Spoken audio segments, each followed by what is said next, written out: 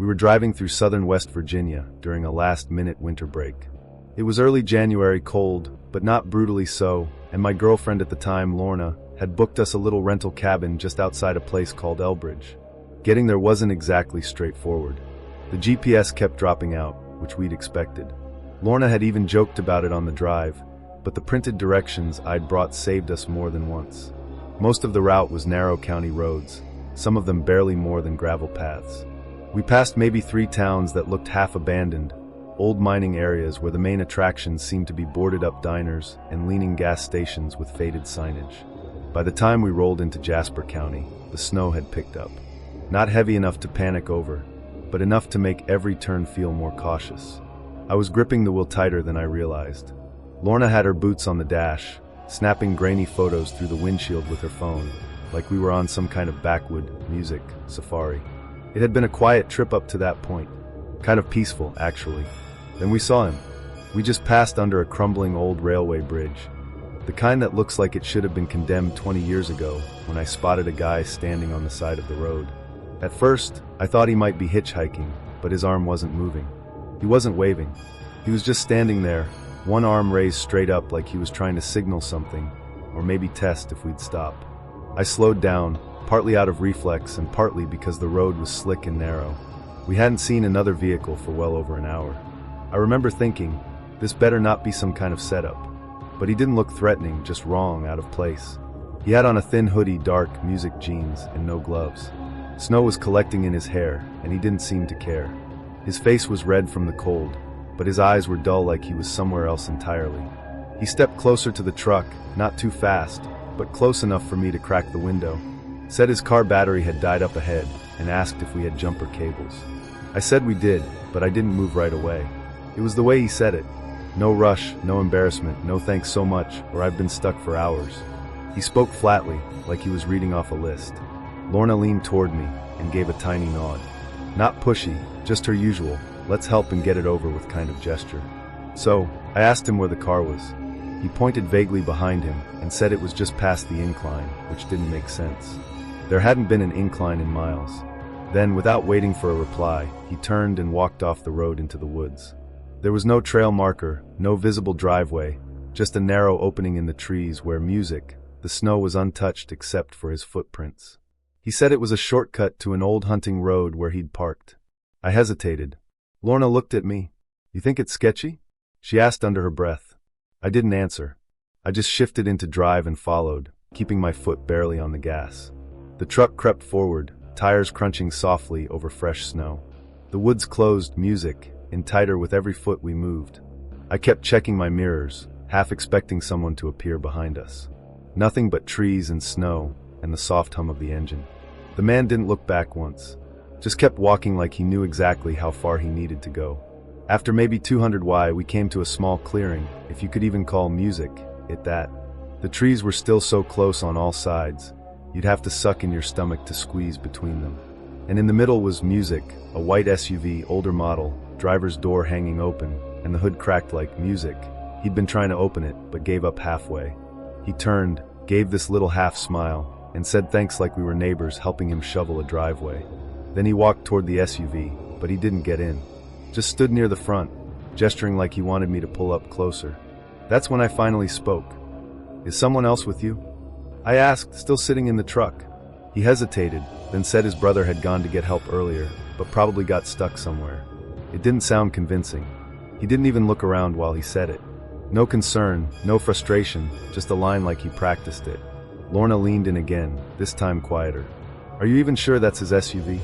I wasn't, but I grabbed the cables anyway. I told her to stay in the truck and keep the engine running. She didn't argue. She slid into the driver's seat without a word, watching me the entire time I stepped out. The air hit harder once I was outside, that kind of sharp, bitter cold that settles into your jack, it seems. As I walked toward the SUV, something started to nag at me. There were no tracks around it. None. Just the man's footprints leading from the trail to the side of the vehicle. Nothing on the driver's side. Nothing near the hood. And the snow hadn't stopped. If he'd been standing there working on the car, there should have been signs. At least some disturbance. The interior was even weirder. The driver's seat was bone dry. The floorboard looked cleaner than mine. I couldn't see a key in the ignition, but the dashboard lights were faintly on, just enough to notice. He stood behind me as I connected the cables. I could feel his presence, quiet, not breathing heavily, not pacing, just still. I asked him to start the engine. He paused, then said it wouldn't turn over unless I held the line steady. I frowned. "That's not how this works," I said. He didn't respond, just slowly got into the SUV finally, and the thing started instantly. No clicking, no delay, just a clean, perfect ignition. I stared for a second, then I noticed the back of the SUV. No license plates, just empty brackets. That was enough for me. I unhooked the cables quickly, backing away as I did. I didn't turn my back to him until I was at the driver's side door. Lorna already had the truck in reverse. I jumped in and shut the door harder than I meant to. "Back out," I said. "Don't turn, just straight." She nodded, jaw tight, hands already moving. As we reversed, I kept my eyes on the rear view. The man hadn't moved, still standing by the SUV, arms at music, his sides, watching us like he had all the time in the world. The snow came down heavier then. Branches sagged overhead. I could feel my heart pounding, not in panic, but in this weird, slow realization that we'd stepped into something that, music, didn't fit. It took us almost 15 minutes to find the road again. We didn't speak, not even a whisper. It wasn't until we passed a faded green sign for County Route 21 that Lorna finally said, "Did you see the back seat?" I shook my head. "There was something music back there," she said. "Like a pile of clothes, maybe a sleeping bag, but one of the sleeves was hanging off the edge." She paused. "I think there was blood on it." We didn't talk after that. We passed a ranger station about 2 hours later. Didn't stop. Didn't even slow down. At the cabin, we unloaded in silence. Didn't bring it up. The truck stayed parked in the driveway the entire time we were there. And when we left 3 days later, we took a completely different route home. I still think about that SUV sometimes, the empty road, the man's voice, how calm he was, how the engine started without hesitation. But mostly, I think about how if Lorna hadn't kept the truck running, I might have ended up in that back seat.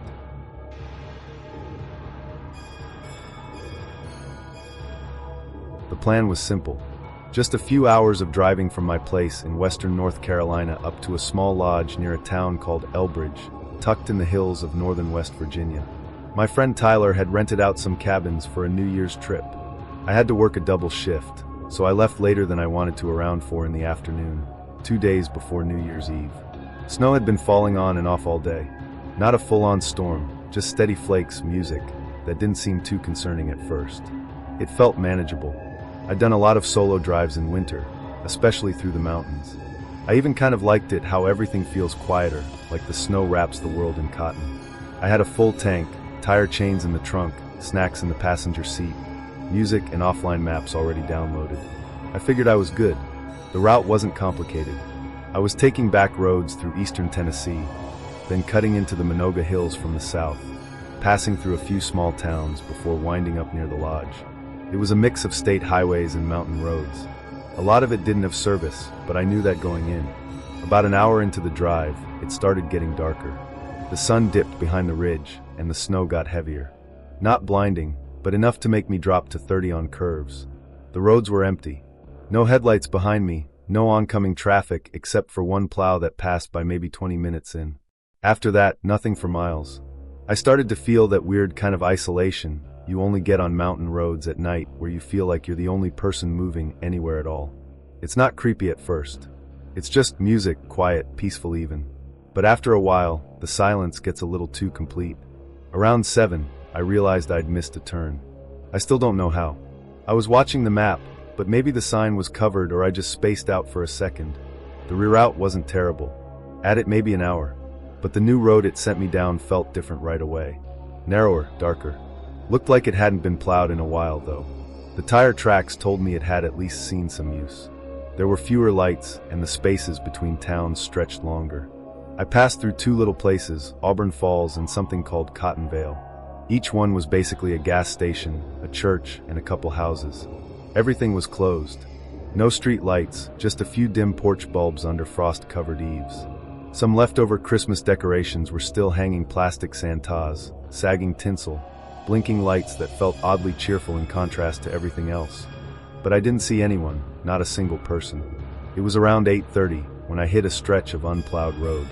The car struggled a bit, so I pulled over to adjust the chains. I stepped out, immediately hit with that biting cold that sneaks music under your clothes. The air was sharp and my boots crunched into a good music, 3 in of fresh snow. I knelt by the rear tire, trying to tighten one of the chains that had come loose. That's when I heard it, a soft crunch somewhere behind me like a footstep. Not close, just far enough back that it registered before I could tell myself it was nothing. I stood up fast, looked around. No one, just snow, trees, and silence. My own prints were the only ones visible. I waited there a moment longer, trying to listen through the ringing cold in my ears. Then I shook it off, probably snow falling from a branch, maybe a deer. I got back in the car and music kept going, still telling myself it was just the quiet playing tricks. Another half hour passed. The forest got thicker. No more houses, no signs of life at all. Just tight curves, the occasional road marker, and a thick gray sky pressing down over everything. Then, just when I was supposed to hit a small bridge, according to the map, the road stopped. I'm not exaggerating. It literally just ended. The pavement turned into a patch of trees. No barriers, no construction tape, just forest. But the GPS still showed a solid blue line continuing through like nothing was wrong. I put the car in reverse and backed down the slope to the last split in the road. There was another road that wasn't on the map. It looked recently cleared, fresh tire grooves, smooth enough to drive. No signs, no arrows, just a turnoff heading north. I took it. Maybe not the best idea, but it seemed better than sitting there waiting for the road to fix itself. About 15 minutes in, I started seeing cabins. Not vacation rentals. These were old, dark, worn down, permanent structures, all facing the road, no lights in any of them, no signs of movement. Every single cabin had its curtains drawn, and everyone had a dry wreath nailed right into the center of the door, not hanging nailed. They weren't fresh either. The pine needles were brittle and colorless. Some had old ribbons, others were plain, but they all looked the same. Then I passed a faded wooden sign, St. Banana Hollow. That was it. No welcome, no population count, just the name nailed to a leaning post that looked one bad gust away from falling. I didn't like how it felt. The road had narrowed enough that turning around would have meant reversing blind for miles. So I kept moving, hoping it would eventually link back to a real road. Then, I started noticing something weird in the rear view. The cabins I'd already passed, the ones that had reeds now didn't. I slowed down, stared at the mirror. The last 4 or 5 were just plain doors. No reeds, no signs they'd ever been there. I looked forward. The next cabin still had one. Behind me, none. I pulled over, sat there for a second with the engine running. Then I stepped out and walked back to the nearest cabin. The wreath was gone. Just a single nail bent slightly downward, like it had been yanked out with force, and below it in the snow a long thin groove like something had been dragged away from the steps. No boot prints, just that one dragging line leading into the trees. Then I saw something shift in the corner of my eye. One of the cabins farther up the road. Its curtain moved just a little, like someone peeking out. I turned and ran. Slipped once on the ice, caught myself, dove back into the car, and slammed the door. Didn't look back again. The road dipped, then rose. The trees got tighter, like they were leaning in. At the top of the ridge, there was a turnout. Just a gravel patch with a busted music gate and a half-frozen mat board that looked decades old. I pulled over to try the GPS again. Still no service, but the car clock was blinking at 12 o'clock. Like the battery had been reset, which made no music sense. The car hadn't stalled or powered off. Everything had been running the whole time. I glanced at my phone. The time was right, but the signal bar didn't say no service anymore. It just music, said unknown network. Then the phone rang, not my ringtone. It was that emergency alert tone, loud, distorted. Music, like someone had recorded it through a broken speaker. I dropped the phone onto the floor, and the sound kept playing. Then silence. Music, the screen lit up again. Caller ID said, caller no number, just one message under it. Do not pick up. Then the car's interior lights shut off. And I felt it. A thud subtle, but they're like something had bumped the back of the car. Not hard, just enough to let me know I wasn't alone. I turned around fast. Nothing. When I looked forward again, the phone screen had changed. One text, same unknown number. Tell them you're already home. And then everything came back. Lights, radio, clock, like someone had flipped the breaker back on. I didn't waste time, just drove. No music, no mirror checks. I kept my hands tied on the wheel and didn't look away from the road once. Eventually, I reached a real highway. I recognized the sign, Old Route 66. I almost laughed out loud when I saw it. From there, it was another hour to the lodge. When I got there, I told Tyler I got stuck behind a plow and my phone had died. He didn't question it. Next morning, I checked my phone. No missed calls, no strange numbers. Battery full. Emergency alert history empty. I left that afternoon, took the long way home. Nothing but highways. Haven't set foot in West Virginia since. I let myself believe I'd imagined the whole thing.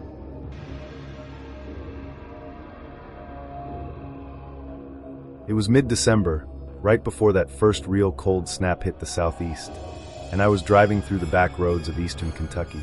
Karis, my girlfriend at the time, had flown out to Oregon to see her family for the holidays, and I had a few days off. My cousin Micah had this old hunting cabin near Boone up in North Carolina, and I figured I'd head out there and stay a few nights. The interstates were packed, or at least that's what I told myself when I decided music to take the long way through the mountains. Truth was, I liked the back roads more. I didn't tell anyone my exact route, didn't even really plan one, just kept picking roads that looked interesting.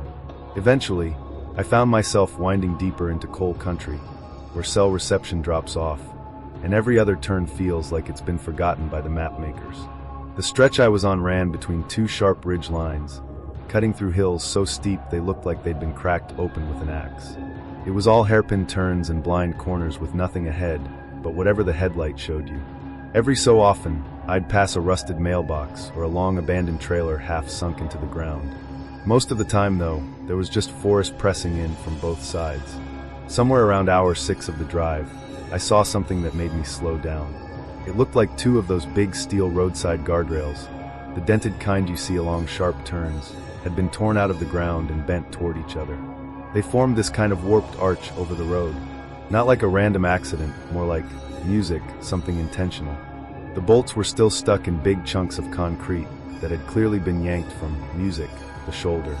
You could see where the asphalt cracked and buckled around them. It must have taken insane force to pull that off. I mean, this wasn't something a backhoe could have done quietly in the middle of the night. I pulled over and got out. The air was colder than I expected. Not icy, but sharp enough to make me pull my jacket tighter around my ribs. I stood there for a minute, staring up at the thing. There weren't any signs of a wreck. No tire marks, no crumpled metal, no flowers or crosses, just the two guardrails shaped into this weird arc. It didn't look like art exactly, but it didn't look like chaos either. I half wondered if it was some regional thing I didn't know about, like a weird memorial or roadside statement. But there was no plaque, no writing, nothing. Eventually, I got back in the car and drove under it. That image stuck with me for a while, even after the road opened up again. I kept glancing in the rear view, half expecting something to happen, but it didn't. Just more curbs, more trees, more empty. Around 7 or so, a light snow started to fall. I figured I'd find a good spot to pull over for the night. I'd brought a sleeping bag and a couple thick blankets, plus a thermos of coffee and a flashlight. I wasn't trying to make it all the way to Micah's cabin in one shot. Anyway, besides, there was something kind of peaceful about sleeping in the car, out in the woods, like camping, but easier. I ended up turning off onto a narrow fire access road, music, that curved into a clearing just wide enough for the car. It looked like a spot hunters or ATVs might use. Nothing around but trees and darkness. There was a wooden sign nailed crookedly to a pine tree nearby. It was old and faded, the paint chipped in long vertical flakes, but I could still make out the words, "No tracks after dusk." That gave me a bit of pause. I won't lie, it didn't seem like a trail warning or anything official. More like something someone carved by hand and stuck up to feel important. I took it as one of those rural things, regional folklore, or a leftover from some grumpy landowner who didn't want kids running around at night. I wasn't planning on hiking or making tracks anywhere, so I figured I was fine. I backed the car in, ran the heat for a while, then turned everything off and crawled into the sleeping bag in the back seat. I cracked a window just slightly, sipped what was left of the coffee, and dozed off, listening to the sound of snow ticking softly against the roof. I woke up around 3 o'clock. The inside of the car was freezing. Not just cold, freezing like bone stiff, breath visible, fingers numb kind of cold. I was still zipped up in the sleeping bag, but my face felt like it had been outside for hours. Every window had frosted over inside and out. And even the metal of the seat belt buckle felt like ice when I touched it. I reached for the keys, tried to start the engine. Nothing. No sound, no lights, just dead. That alone was enough to raise my heart rate. I'd left the dome light off, hadn't run the battery for long. There was no reason it should have drained. I sat there in the silence, staring through the frost-glazed windshield, trying to decide what to do. And that's when I heard it. A dry, scraping metallic sound coming from the direction of the road. It wasn't sharp or sudden. Snorts, more like something heavy being slowly dragged across a rough surface. Not fast, not rhythmic, just deliberate. Then, right after it stopped, I heard something else. A voice, I think, or something close to a voice. It made a sound like a siren, but reversed. Like someone trying to do an impression of a siren that starts high and then cuts out too quickly. High-pitched, music short, almost playful, and then silence again. I froze, not metaphorically. I mean, I didn't move. Not a finger. Not a finger. The sound didn't come back for a while, but I kept listening. Eventually, I heard another scrape. This one closer, like it had crossed from the road onto the shoulder. Still no footsteps, no crunch of snow, just that weird dragging sound every few minutes. Getting a little closer each time. I didn't move all night. I don't even think I blinked much. Just stared at the ceiling of the car, gripping the flashlight like that was going to do anything. At some point, everything went quiet again. The cold didn't stop, but the sound did. When the first gray light finally came through the trees, I unzipped the bag and opened the door as quietly as I could. The air outside felt warmer than inside. That shouldn't have been possible. The snow had covered everything overnight about music, for in deep, pristine, untouched, except for one thing. A trail. A trail. It wasn't footprints, just a single line of disturbed snow, like something had been dragged from the road straight toward the car. The trail ended right at the passenger side door, then stopped. No marks going away. No return path, just the one drag line, and then nothing. I grabbed my coat and started walking back the way I came. Didn't even bother trying to start the car again. I knew I wasn't staying there. Maybe half a mile down the road, I came across a small bridge I'd crossed the night before. Metal guardrails on either side, or at least they used to be. Music. Now they were bent arched toward each other over the road, just like that first pair. Only this time, something was hanging from music, the center of the arch a pair of rubber floor mats. Mine. It took me a second to process that. Then I ran full and sprinted until I got enough signal to make a call. I don't remember what I said to the guy who picked up at the tow company, but I must have made sense because he agreed to come out. When he got there, older guy, heavy coat, beard full of ice. He didn't say much, just asked where the car was. I gave him the general direction, and he paused for a beat. "You go through that thing up on Dead Ridge?" He asked like he already knew the answer. I nodded. He didn't ask anything else. Didn't offer theories. Didn't tell stories. Just drove me back, towed the car out, jump-started it, and waved me off. Wouldn't take payment either. I told myself afterward it had to be a prank. A backwoods art project. Maybe some weird joke from locals with too much time and access to heavy machinery. That's what I kept saying over and over. Still do sometimes. 3 years later, Karis and I were driving together again, this time through the Blue Ridge. Different trip, different us. We weren't dating anymore, but we got along well enough to share a car for a few days. We were passing through the edge of that same region. I didn't recognize it at first, but then we stopped at a scenic pull-off. And as I stepped out to stretch my legs, I saw something just past the tree-in. 2 rusted guardrails bent at the top and chained together, dragged maybe 20 feet off the road and nailed into the trunk of a tree. I didn't point it out. I didn't say a word. I just got back in the car and drove until there was no snow left on the ground.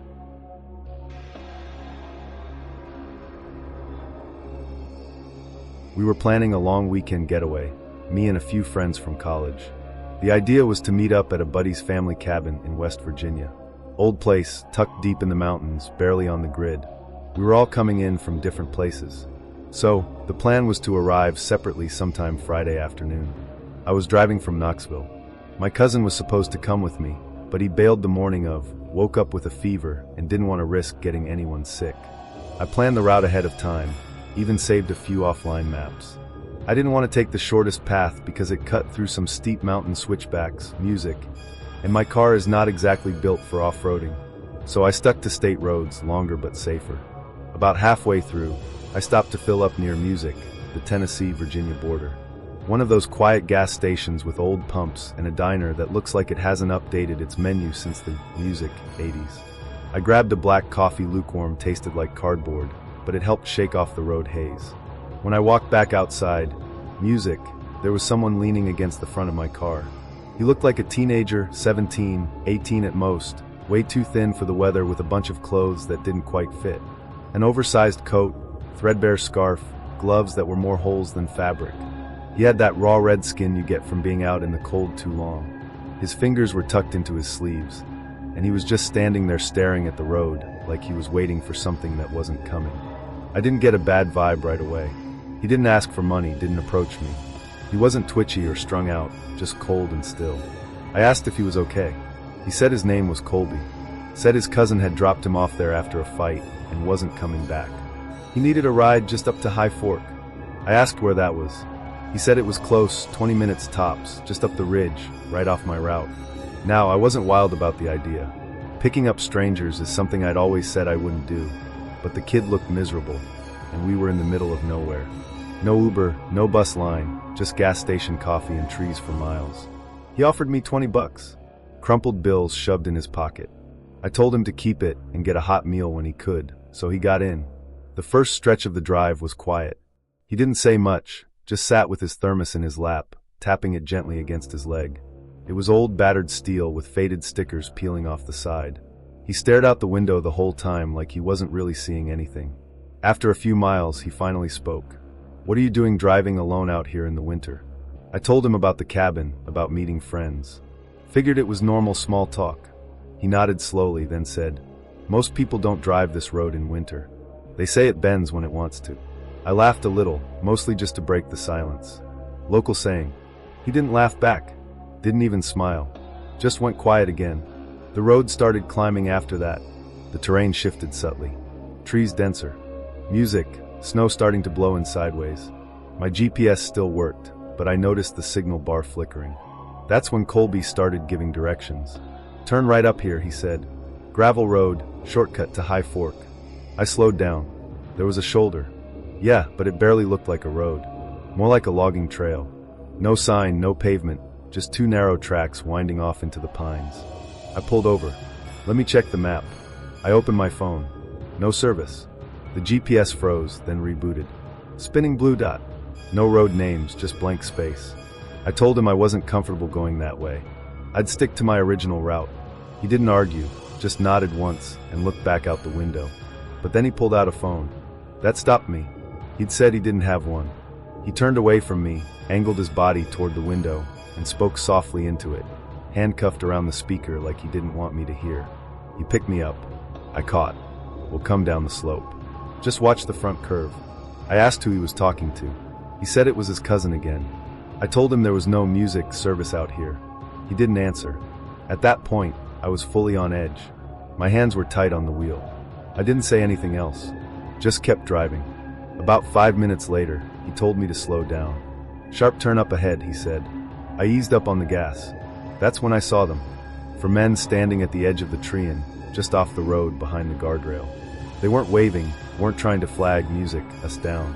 They just stood there lined up in the snow like they'd been waiting. One of them had an axe. Not a hatchet, not a camp tool, a full-sized wood-splitting music axe. The blade resting on his shoulder. I didn't stop. I floored the gas. My tires slipped a little enough to make my heart spike. But they caught again. Kobe shouted something. Maybe at them, maybe at me. I didn't care. I didn't look at him. I didn't look in the mirror. I just drove like hell. After a minute or two, the silence in the car got weird. Like too quiet. He wasn't yelling anymore. Just sitting there. That's when I said it. "I'm taking you to the next police station." He didn't object. Just gave a small nod like that was fine. The first real town I hit was about 20 minutes later. Tiny place, post office, diner, maybe 6 buildings total. I saw the sheriff's office and pulled right up front. Left the engine running. I looked over at him and said, "Get out." He didn't move, just sat there with one hand on the door handle. "Get out," I said again. That's when he reached into his backpack. I froze, but all he pulled out was a scarf. Gray wool frayed at the ends. Looked ordinary until I saw the patch sewn near the middle. 2 pine trees crossed over a rising sun. I knew it immediately. My friend's family cabin had the same emblem on a jacket I'd borrowed last year. Old summer camp badge or something. It hung in the mudroom. I remember tracing it with my finger while we waited for the fire to catch. Colby looked right at me and said, "Your friends are already there. We've met." Then he opened the door and stepped out. I didn't wait. I reversed out so fast I nearly backed into a street lamp and slammed the car into park halfway across the curb. I ran inside the sheriff's office and unloaded the whole story. His name, the scarf, the phone call, the men on the road. They didn't say much. One of the deputies took a few notes and stepped into the back to make a call. They searched that stretch of road the next morning. They found tire tracks that ended at a shack tucked deep in the woods. Burned out. Looked like it had collapsed in on itself years ago. Around it, they found footprints, just a few leading toward the trees, scattered and shallow like someone had walked through slowly and changed their mind halfway. No Colby, no signs of the other men, no town named High Fork, not on any GPS, not on any paper maps, nothing. I texted my friends that afternoon, all of them. They were still in Knoxville. The trip had been called off early that morning because of expected road closures. No one had gone to the cabin. No one was waiting for me. I called my cousin that night, told him I was glad he stayed home. Told him I was sorry for being annoyed. Then I blocked off that entire section of road from my GPS and rerouted every saved location to stick to highways, even if it adds an hour. I still drive alone sometimes, but I don't stop for anyone anymore.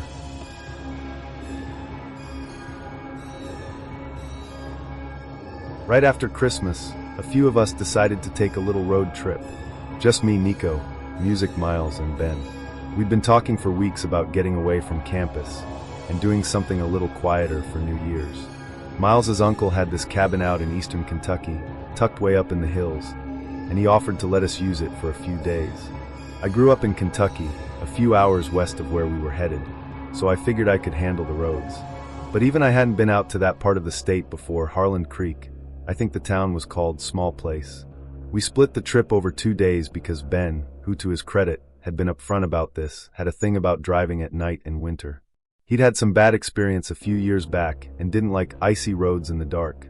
So we agreed music to stop overnight in a little town called Ashford, just a few hours from the cabin. It was mostly gas stations and chain restaurants, but we found a cheap motel with working heat, so we didn't complain. There was this weird moment, music, at check-in though. Miles mentioned the name of the road we were heading to the next day, Old Briar Ridge Road. The desk clerk, this guy in his 60s with nicotine fingers and an old radio playing behind him, kind of looked up slowly, not scared or anything, just odd, like he wasn't sure if we were joking. "You sure that's the right turn off?" he asked. Miles nodded, kind of amused, like, "Yeah, that's what my uncle said." The guy didn't push it, just gave us our key and went back to whatever he'd been doing. But it stuck with me the way he'd said it. Not curious, more like he already knew the answer and didn't like it. The next morning, we got an early start. Everything was frozen stiff, that kind of dry cold where even the fog looks brittle. The car was covered in frost, and the inside smelled like fast food wrappers and damp clothes. I remember the steering wheel burning my hands through my gloves. We were maybe 20 minutes outside of Ashford when the GPS started cutting out. It didn't really surprise me.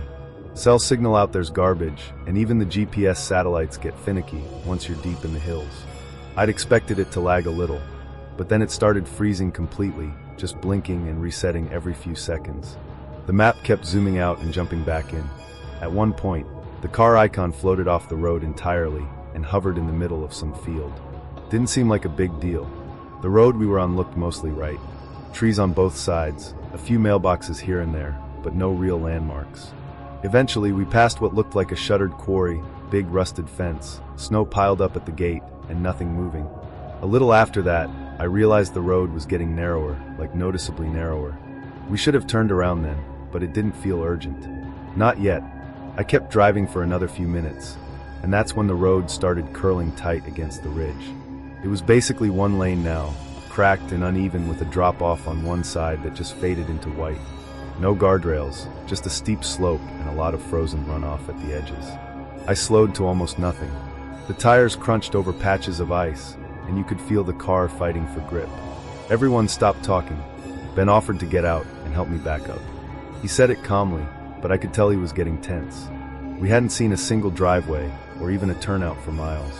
So we got out, started walking back slowly, hands in his jacket, looking for a clear patch wide enough for me to swing the car around. I had my head turned, watching him through the rear-view mirror when he just stopped. "There's a guy up there," he said. I looked up the ridge just above us, and yeah, there was someone standing maybe 30, 40 yards away, right at the tree-in. You couldn't see much. Just a figure in a dark coat, hood up, half hidden behind a tree. He wasn't moving, wasn't doing anything. Music, just watching. At first, I figured it was someone out hunting or hiking. Music, but there was something weird about the way he was standing. Not casual, more like he'd been waiting. Music, what I remember most is the air in the car. It was cold, obviously cold enough that our breath was fogging up the windows. But when I looked at that guy, when I really looked, I realized I couldn't see his breath at all. Ben got back in without saying anything else. He locked the doors. "Let's go," he said. No one argued. I tried the GPS one more time. Still nothing. Just a frozen blue screen. I put the car in reverse and we started backing, music, down slow and deliberate. I was gripping the wheel so tight my hands started to cramp. After a few tense minutes, we hit a stretch where the woods thinned out a little, enough to see a bit ahead. That's when we saw him again. Same man, same coat. This time, standing off the road, maybe 20 feet ahead, downhill side, like he'd somehow gotten around us. No footprints, no path, just standing there in the snow, same as before. Ben panicked, started yelling, "Go, go, go." I stomped the gas. The tires screamed against the ice, then finally caught. The car jerked forward, fishtailed slightly but held. We passed the spot where he'd been, and it was empty. I didn't see him leave. Didn't hear anything. It was just nothing. Nobody spoke after that. Not for a long time. We kept driving until we saw other cars and eventually a gas station. As soon as we had a signal, I pulled over. I checked the GPS again and realized we'd taken a wrong turn hours ago. That narrow road we were on, it wasn't even on the current map. I had to dig around in some county records online to even figure out what it was. Turned out it was an old logging route that hadn't been used in years. Part of a stretch of private land that technically belonged to a mining company now. But here's the weird part. When I looked deeper, I found that the property had no recorded ownership changes after the early 90s. Just stopped. Then one vague line in a PDF that said, "Access restricted indefinitely." No details. I never told the others about that. We eventually made it to the cabin. It was pretty unremarkable. Just wood paneling, a creaky floor, a couple of mismatched chairs. Cold but fine. Nothing weird happened that night. The next morning, I was the first one up. Went out to start the car and warm it up. The snow had crusted over a bit light powder on top of old ice. I walked around to the front of the car and saw something on the hood. Handprints. 2 of them perfectly spaced, like someone had placed their palms flat on the metal and leaned forward. At first, I thought maybe one of the guys had done it the night before. But then I noticed the glass. The windshield was fogged up from the inside. Leftover condensation from us sitting in there the day before, except for one spot. Right where I'd been sitting, there was a clear oval on the glass about the size of a face, like someone had leaned in and stared at me through the window. Right where my head had been. I didn't even think. I just turned around, walked straight back inside, and said, "We're leaving now." Nobody argued. We just grabbed our stuff and threw it in the car. We were on the road 15 minutes later. I haven't been back to that part of the state since.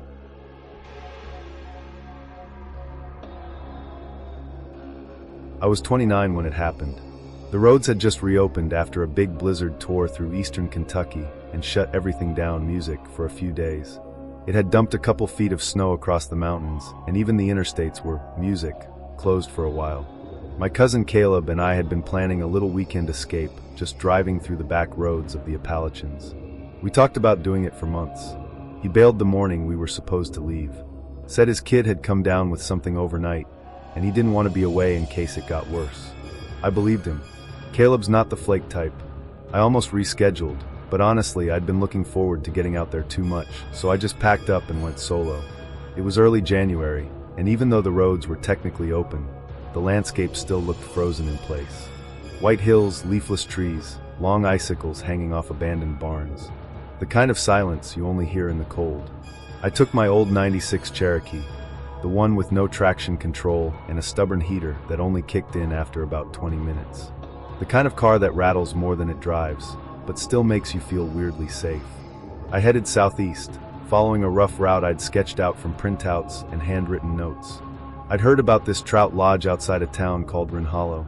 Someone at work mentioned it once in passing, said it was cheap, isolated, and weirdly peaceful. That sounded perfect. Cell service cut out not long after I passed Pikeville. From there, the towns got smaller and gas stations started feeling more like checkpoints than stops. I got fuel wherever I saw a pump, even if I wasn't close to empty. The roads twisted tighter, shoulders got narrower, and guardrails became more music of a suggestion than a feature. Everything was still covered in snow except for 2 tire-width paths where previous cars had carved out enough traction to move. By the middle of the second day, I was deep in Letcher County following a barely marked state road that snaked around steep ridges and through old coal territory. I hadn't seen another car in maybe an hour and a half. The radio was just static. Most of the road was hard-packed snow, but every now and then I'd hit a patch in the shade where it turned to slick ice. I kept the Jeep under 30, foot tapping the brakes gently anytime I felt a curve coming. Even then, the tires slid once or twice, enough to keep my hands tight on the wheel.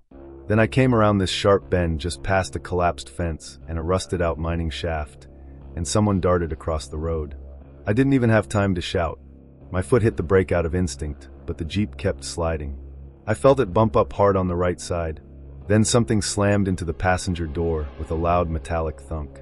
The person who ran out first, whoever they were, kept going, vanished into the woods like they'd never existed. But when the Jeep finally came to a stop, I saw the second guy lying by the road edge, half in the snowbank, half on the asphalt, crumpled, not moving much.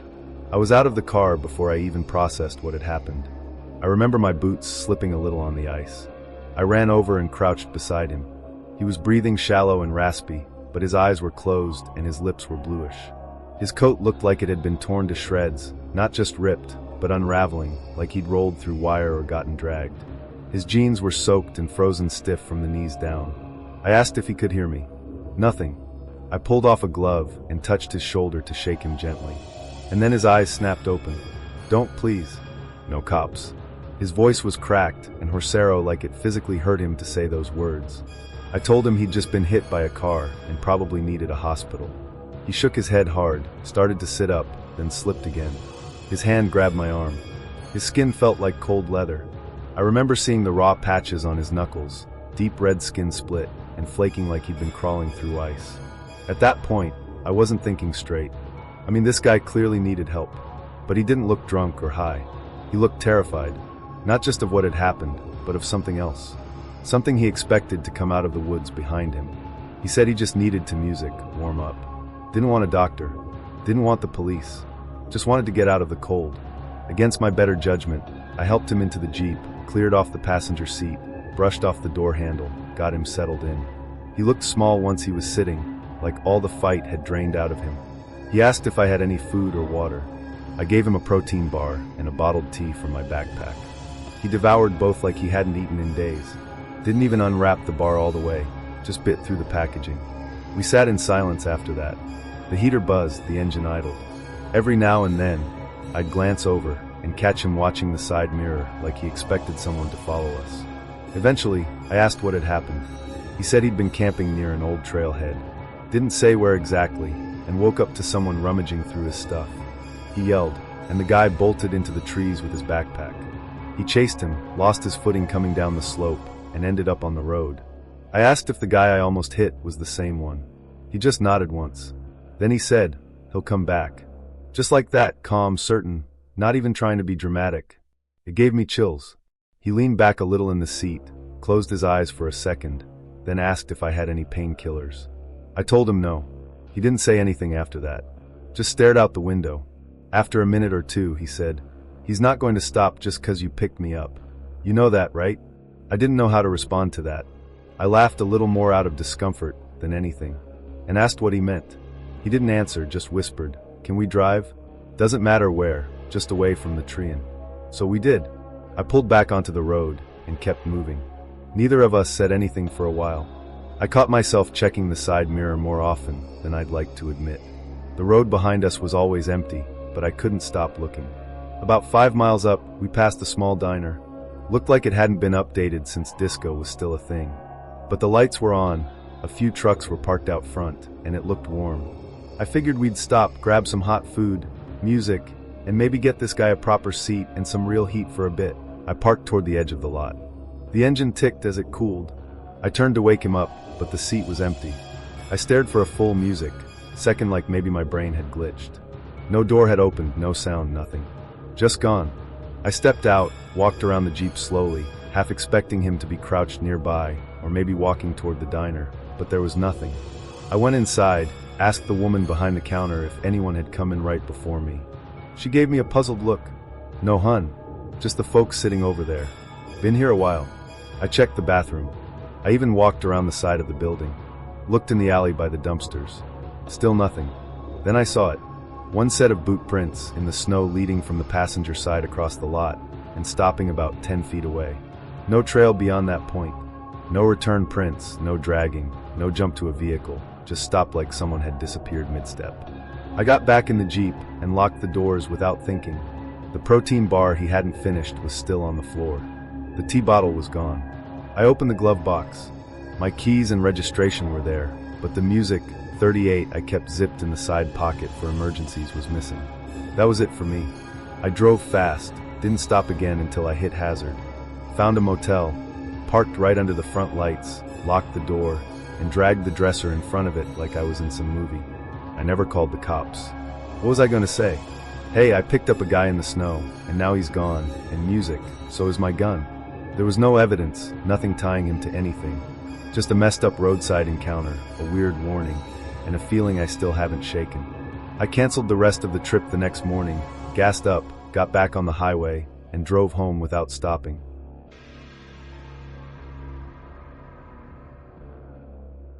I was 29 when I picked up a winter music contract delivering medical supplies to clinics scattered across the Appalachian back roads. The job came with a 4-wheel drive van, a full tank, and no supervisor breathing down my neck, which honestly made it a win in my book. Most drivers avoided the higher elevation routes once the snow started to really stick. Can't say I blame them. Those roads wind like a coiled-up hose, and you can go 20 m without seeing another soul. But I grew up near Ticonderoga in upstate New York, so winter driving didn't faze me. The cold, the snow, the occasional slide. I dealt with worse in my parents' old Buick.